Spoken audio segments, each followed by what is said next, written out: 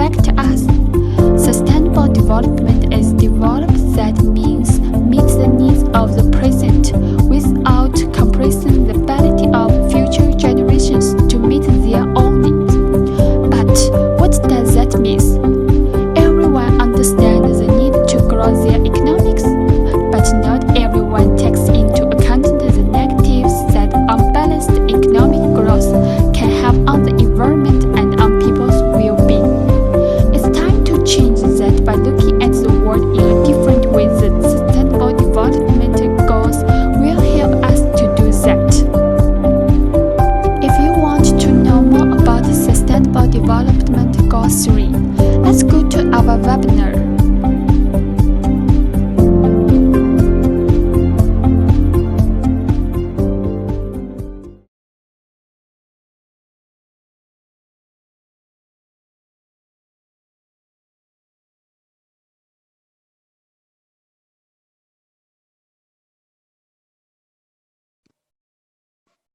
Hi, Assalamualaikum, Doctor.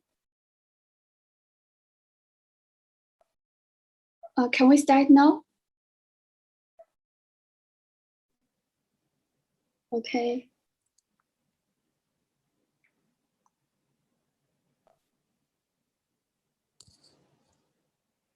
Okay. Hi, Assalamualaikum warahmatullahi wabarakatuh.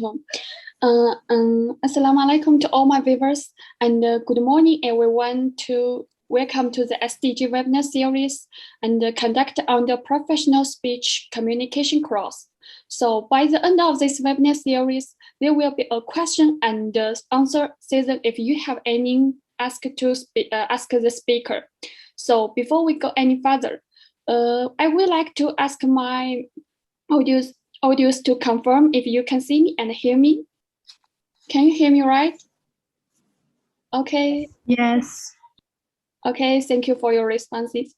So I'm Ruo Nan, and I'm a communication student from IIUM, and you can call me Omika soon. And my friend is Sister Atika.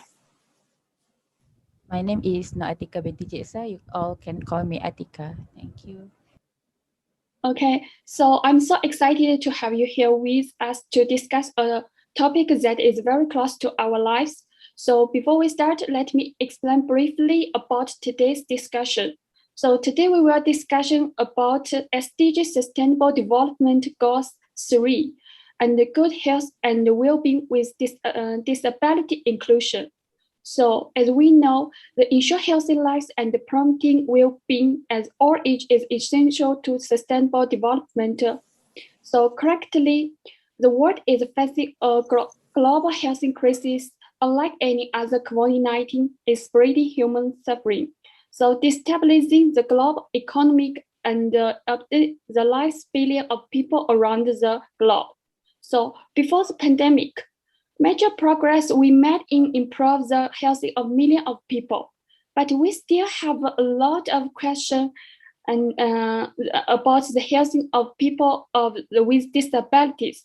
So we invited our guest, Dr. Siti Noraida, binti Mohammad Habibullah. So Dr. Siti Noraida is a senior lecturer at Cheah School of Medicine and Health Science, Monash University Malaysia, specializing in healthcare management. She completed her undergraduate studies in the University of Malaya. She has invaluable experience in health management. So, Assalamualaikum, Dr. Siti Noraida. Before we begin, let us know a little bit about yourself. Waalaikumsalam. Assalamualaikum to everybody. Well, as Mik also mentioned, I am a senior lecturer in Monash University Malaysia. My area is mainly medical ethics. I have an MBA, and also, therefore, my focus is also healthcare management. I think probably the reason I've been invited here is because of my intensive involvement in social work, which also involves disabled people. So yes, I am married with 4 girls, one of them who just graduated from IIUM as well. So happy to be here. Okay, thank you, doctor. Okay, so we can start our first question.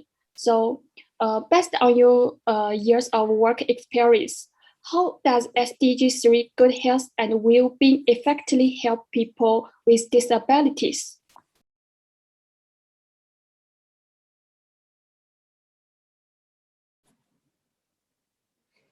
Okay, so right. So before we, you mentioned how SDG3 effectively helps people with disabilities. I thought it'd be better if I just mentioned to you what SDG really means, right? I'm sure you all know, but let's just have a same platform so we're all talking about the same thing, right? So as you all know, SDG is actually the United Nations developed 17 Sustainable Development Goals, which has been agreed upon by UN member states. Okay, so the main aim of these 17 goals is for all these states, these 169 countries, to work towards universal action towards ending poverty, protecting the planet, and ensuring everybody enjoys peace and prosperity by 2030. So it's a global effort, right? Of course, all this looks nice on theory, but of course, with the recent attack on Gaza, you wonder about how how everything looks much better on paper. But anyway, so SDG is actually a follow up on MDG, which is a Millennium Development Goals, which which didn't have inclusivity for disabled people. Okay, so because of that, and there was a lot of criticism because disabled people were not included in the initial MDG developmental goals, so they developed this new one. So that's what SDG is. Okay, so when you talk about how SDG3 effectively helps people, before I go into SDG3 again, I just want to mention that actually because disabled people, you're not talking about just their health and well-being, you're talking about overall. So even SDG 1, which talks about no poverty, SDG 4, which focuses on education, right? Because people with disabilities, they don't have access to education, the facilities are not easy for them. Even SDG 5, which talks about gender equalities, where most people with mental health disorders, which is part of disability, is mainly women. Okay, and then you talk about SDG 8, SDG 8, which talks about employment. So this again is a problem.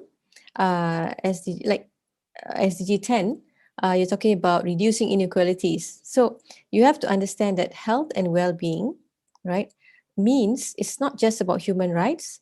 It's also about providing the disabled with very critical enabling factors so that they can achieve the aspiration, for example, education, employment, participation in the family, community, and public health. So this is all very basic things that all of us want. Okay, so SDG3 is one of it, right?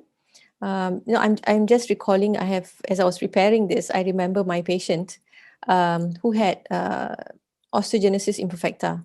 Okay, so he is osteogenesis imperfecta is a disease of the brittle bones. I don't know whether you all heard of it, but it just means that your bones are very brittle. So it just fractures, it just breaks anytime. So he's in a wheelchair, he looks kind of crushed, but he's got his PhD, he's done his master's, he's a PhD. So he's actually very able to work in the IT, and he cannot get a job because most places that offers the kind of thing that he can offer does not have the facilities. It doesn't have a RAM. It doesn't have technology which helps him with his. So all he has is brains, right? And probably he needs smaller buttons, things like that. He cannot move his little fingers too much. So he was not able to get a good job because we didn't have the facilities.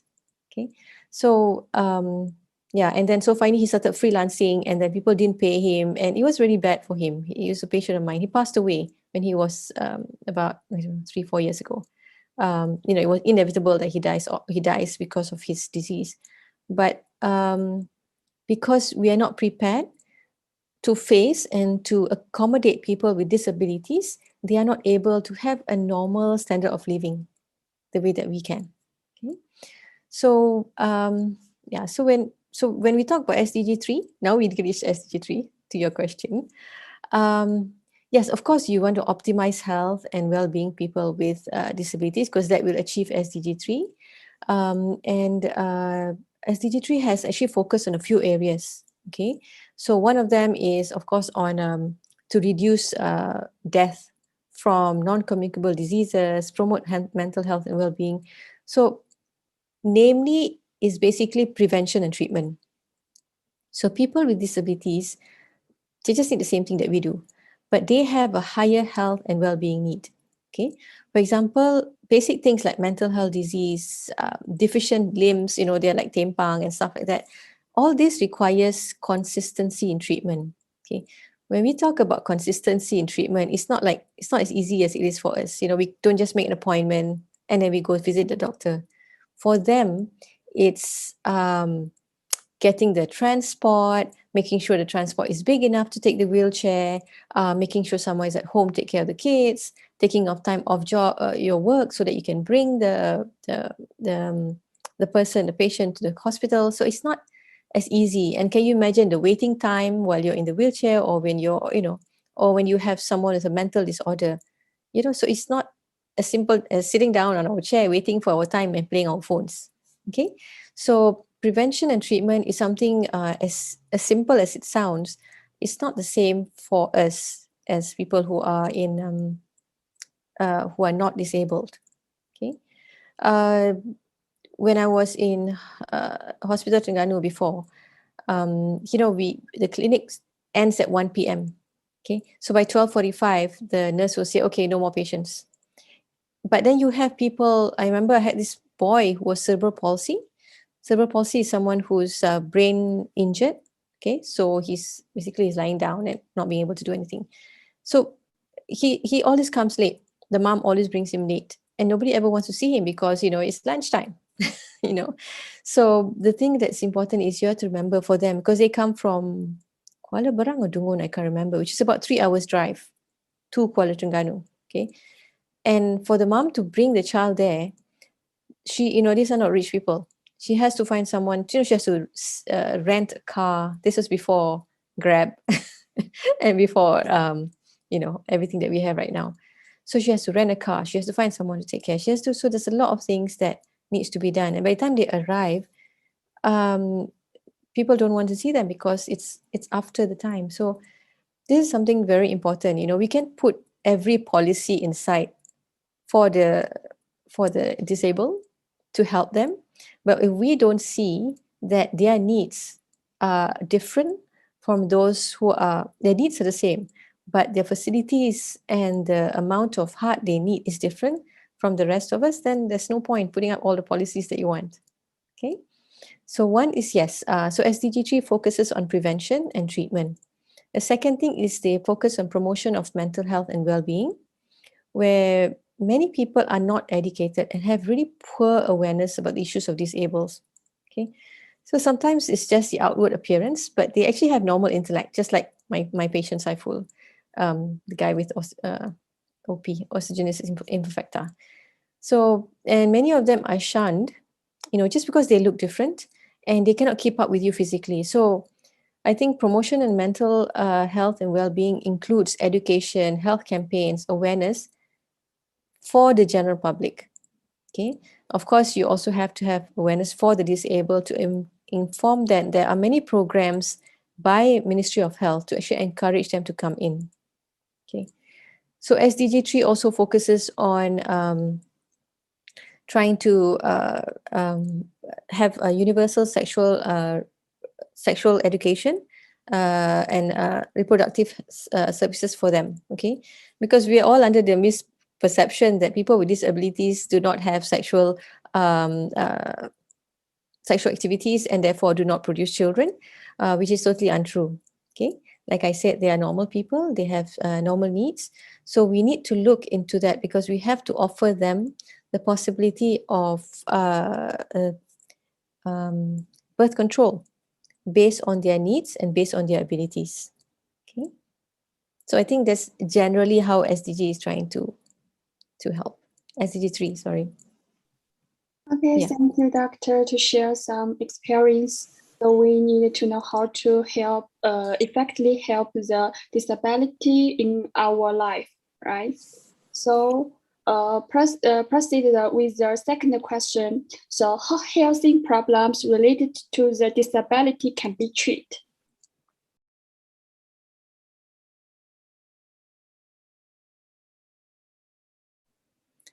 Okay, so yeah, so I was looking at this question. I was like, wondering how to answer this, because if you ask me, how can you treat people with disability? The answer is the same as any able person, right? So they need the same things that we do need. They need access, they need continuous treatment, they need consistency, they need follow-up, they need education. So they get the same disease as everyone else, but because they are disabled, there are sometimes an element of immune suppression. So whatever they get is a bit worse. Okay. So that makes it actually a bit worse. So they need a bit more focus in terms of how to help them. But the treatment, the medications, the facilities, medication, it is the same as anybody else. Okay. So how about to support mental health and physical of the disabled person, the mental health?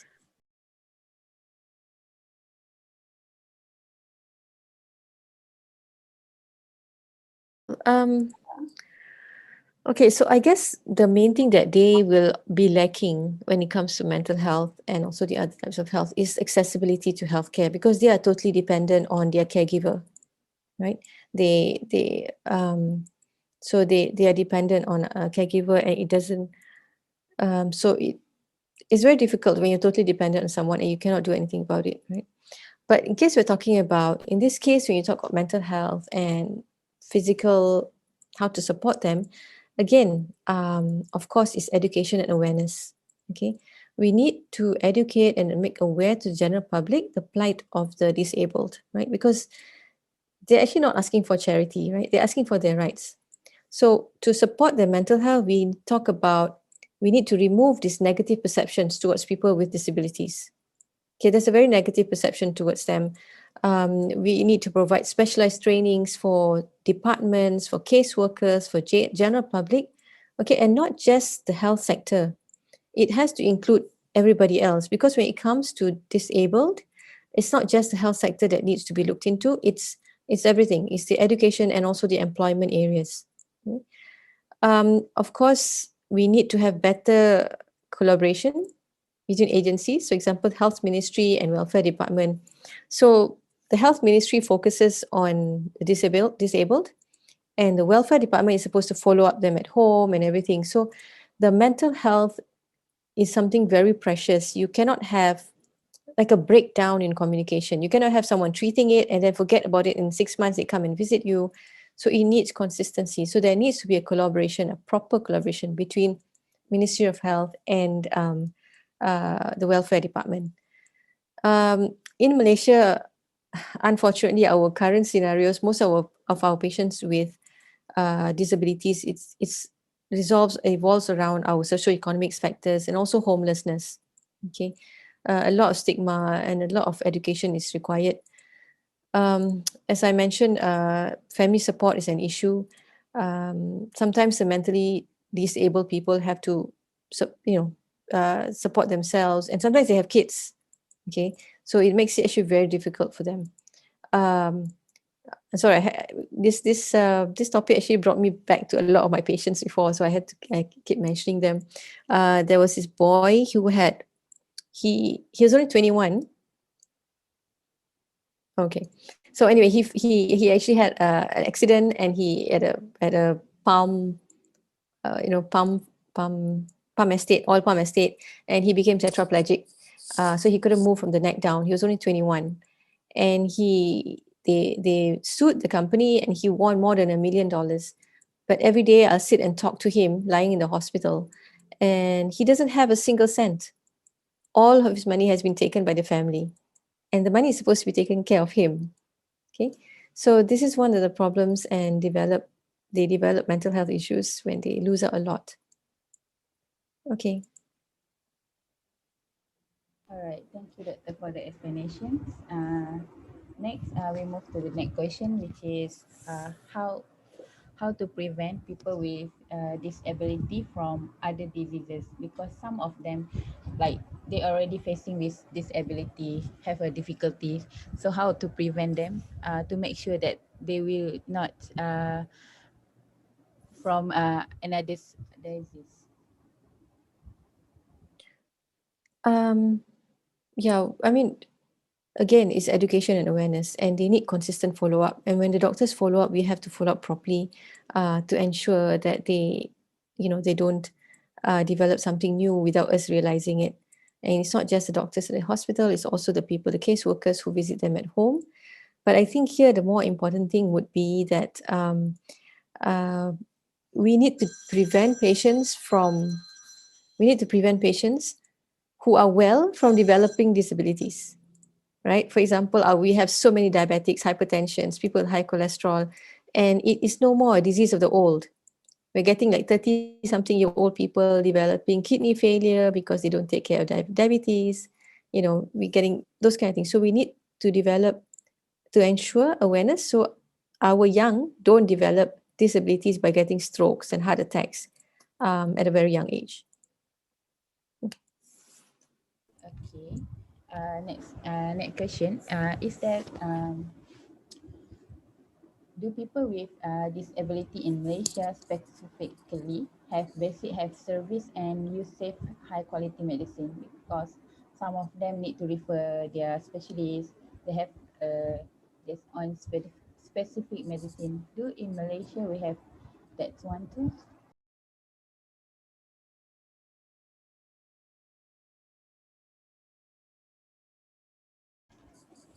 So, as I know, in Malaysia, we don't have any discrimination between people with disabilities and no disabilities. In fact, people with disabilities, they have this card, the OKU card, which actually entitles you to quite a lot of benefits from the government. So currently, the Ministry of Health, they implemented this very clear plan of action for people with disabilities. It's a very clear guideline. They didn't have it before 2011, I think.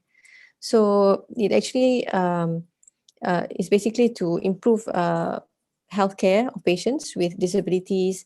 They give them equal opportunities. They also develop the support service to prevent worsening, to give them adequate rehab opportunities. So I think Ministry of Health is working with the National Council for People with Disabilities very much to aim towards ensuring everything is included in our healthcare. All right.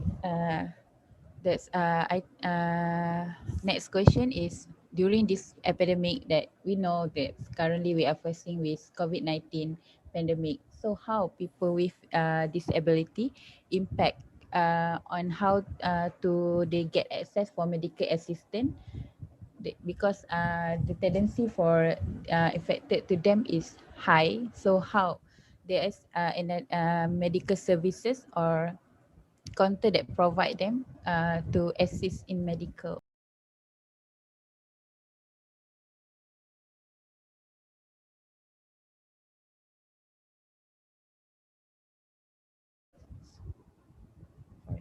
Okay, so this is a pandemic, it's not an epidemic. So epidemic is like small areas, clusters. So this is a pandemic where it's global. So actually the same amount of attention has been given to our disabled, our vulnerable citizens, the old, the poor. The government has put in a lot of, I think they put aside like a lot of packages to help um, all these vulnerable societies, including the disabled. So a lot of NGOs, a lot of are working with social services to reach out to all the disabled people in case they are in need of any help and medical treatment, right? Either to bring them to the hospital or to provide it to them. Okay, I think because the Zoom meeting is currently for 4 minutes left. If there are any question from the floor, you to ask for doctor, because as like Doctor said just now, that people with ability have high uh, negative perception from other people. So we would like to encourage people to create awareness, to educate them, to uh, to treat them as a normal person also. They have the right to be the same as us, just like a normal person. So this webinar are held to, as we said just now, is to create awareness and to make people alert that people with disability has the right to have a good health and well-being also. So I think all the explanation that been briefed by the doctor already uh, already tell above, and we hope that all the people understand that the topic that we already discussed, good health and well-being for person with disability. uh, yeah, I think if no anything to add, I think we can end the session, or that's all. Have any Yeah. questions?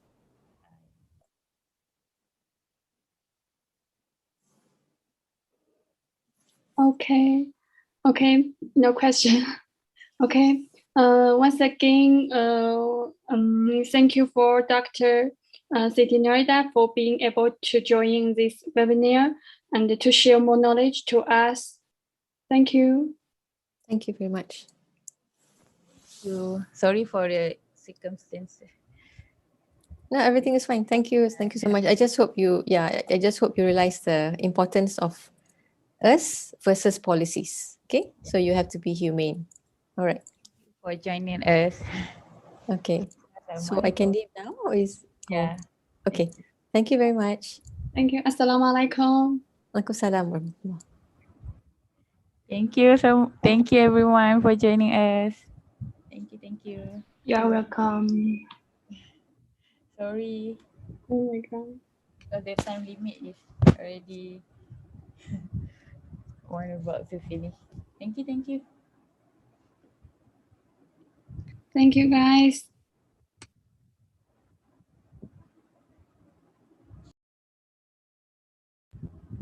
Okay, Umi, I think we could stop recording. To sum up on what Dr. Noraida said in her speech, having disability doesn't mean that person was not healthy or cannot be healthy. They also have the right to be the same as a normal people. They also need to get same advantages to get a treatment. We need to create awareness to support the mental health of people with disability. The number of people with disability keep increase day by day. During this COVID-19 pandemic, the people with disability also affected. As I said just now, people with disability also need the same healthcare treatment as a normal person. We need to encourage all people to help the people with disability in order to maintaining their health. In order to maintaining their health, we also must know to ensure their mental health, to not be distracted on what happened nowadays in our country, for example like the pandemic, the current situation and so on.